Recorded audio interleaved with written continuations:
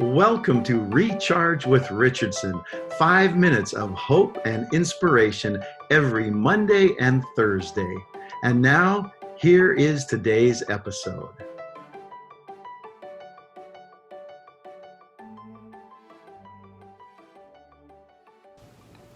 Happy Thursday. This is Recharge with Richardson, and I'm Pastor Sven. Today I want to focus on mental health for a little bit. You know the phrase, kids say the darndest things? It's a phrase we hear a lot.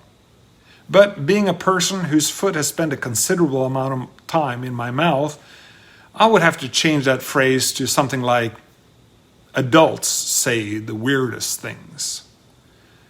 You may also have heard, sticks and stones may break my bones, but words can never hurt me. This is an untrue statement. Words can truly hurt. Proverbs 12:18 tells us, there is one who speaks like the piercing of a sword. Another place, Proverbs 18:21, it says, death and life are in the power of the tongue, and those who love it will eat its fruit. Recently, I went through sensitivity training, not mandated or forced, but as a program to be a better person and a pastor. And there I realized that I'm probably not the best at guarding my words, especially in the area of mental health. Not that I'm bad at using words, but I realize now that I can say things who may hurt people who struggle with their mental health. As an example, I've used the phrase, I'm so OCD. Now, OCD, or obsessive compulsive disorder, is a very debilitating disorder. People with OCD cannot live life without doing uncommon or common actions over and over again to the point that they're unable to function properly. So my finicky nature and my joking about this is diminishing to those who struggle with this challenging disorder. In fact, I find that we tend to diminish mental disorders by improperly diagnosing ourselves. I hear it all the time. I am so bipolar today, or I'm such a schizo. Let's use words to say what we really mean. So instead of OCD, you could say something like, I'm such a neat freak. Or instead of bipolar disorder, you could say, I'm just all over the map today. And let's not use the word schizo, as it is a derogatory term for the very real disorder called schizophrenic disorder. Instead of schizophrenic, you may say, I'm not really acting myself today. Watching and relearning how we say things are important, as this promotes understanding and acceptance. Proverbs 12:18 says, there is one who speaks like the piercing of a sword, but the tongue of the wise promotes health.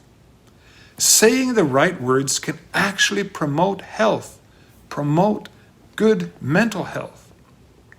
Mental health is a real science, and people suffering from mental health issues struggle not just with their disorders, but also to try to gain acceptance from people around them of their problems. I have a friend who struggles with depression, and it doesn't help for me to say to him, why are you depressed? You shouldn't be depressed. You have so many things to be happy about. Depression is not something a person can control any more than we can control whether or not we have gall problems, heart problems, cancer, or break our bones. So when we meet people who struggle with this illness, instead we can say something like, I'm so sorry you're struggling with this. I want you to remember I'm always here for you. Then be there for them. Laugh with them. Cry with them. Be human with them. Romans 12:9 and 10 tells us, let love be without hypocrisy, abhor what is evil, cling to what is good, be kindly and affectionate to one another with brotherly love.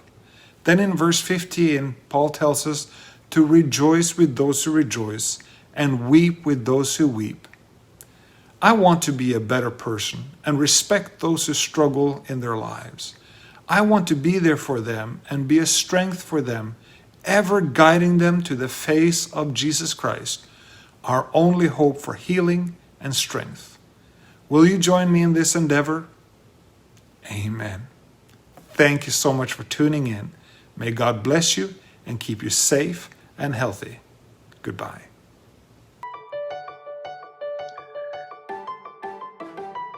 Thank you for joining us for Recharge with Richardson. Don't forget to join us for our next episode, and until then, may God fill you with joy and peace and hope.